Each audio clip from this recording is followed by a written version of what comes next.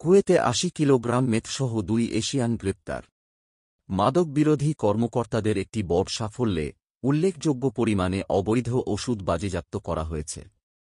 কালো বাজারে ১ million Kuwaiti দিনার মূল্যের আনুমানিক ৮০ কিলোগ্রাম ক্রিস্টাল মেথ সহ ২ এশিয়ান নাগরিককে গ্রেপ্তার করা হয়েছে।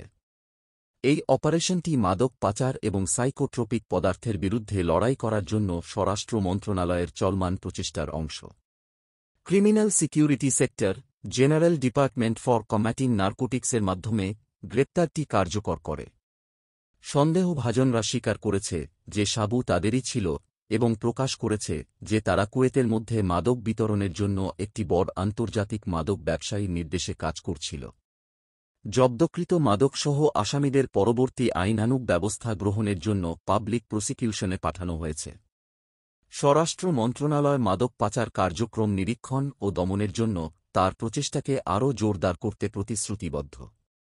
মেথ বা মেথামফেটামিন একটি শক্তিশালী উদ্দীপক ওষুধ, একটি স্ফটিক পাউডার হিসাবে বা বরফ নামে পরিচিত পাথরের মতো খণ্ডে প্রদর্শিত হতে পারে যা সাদা এবং হলুদ থেকে বাদামি এবং গোলাপি রঙের। কুয়েত অসুস্থ ছুটির অপব্যবহারের বিরুদ্ধে ক্র্যাকডাউন আদেশ দিয়েছে। সরকারি সংস্থায় কর্মচারীদের ছুটি নিয়ন্ত্রণকারী আইন ও প্রবিধান পুনর্মূল্যায়নের জন্য সিভিল সার্ভিস কমিশনের জন্য মন্ত্রিসভার নির্দেশনা পর্যালোচনা শুরু করেছে সংশ্লিষ্ট কর্তৃপক্ষ। সূত্রগুলি ব্যাখ্যা করেছে যে এই নির্দেশিকা আইনি এবং নিয়ন্ত্রক কাঠামোর বাইরে ছুটির অপব্যবহার রোধ করার উদ্দেশ্যে। এ নিয়ে সরকারের একাধিক সংস্থায় আলোচনা চলছে।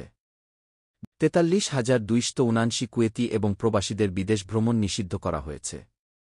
কুয়েত সরকার সমস্যা সমাধান না হওয়া পর্যন্ত বিরোধ বা অভিবাসন লঙ্ঘনের সাথে জড়িত ব্যক্তিদের দেশ ত্যাগ করতে বাধা দিতে ভ্রমণ নিষেধাজ্ঞা জারি করে।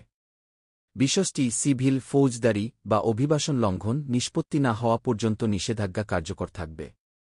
বিচার মন্ত্রকের স্বরাষ্ট্র মন্ত্রকের ভ্রমণ নিষেধাজ্ঞা বিভাগের সাম্প্রতিক পরিসংখ্যানগুলি দেখায় যে ২০২৪ সালের প্রথমার্ধে ৪৩,২৭৯ কুয়েতি এবং প্রবাসীদের বিদেশ ভ্রমণ নিষিদ্ধ করা হয়েছিল।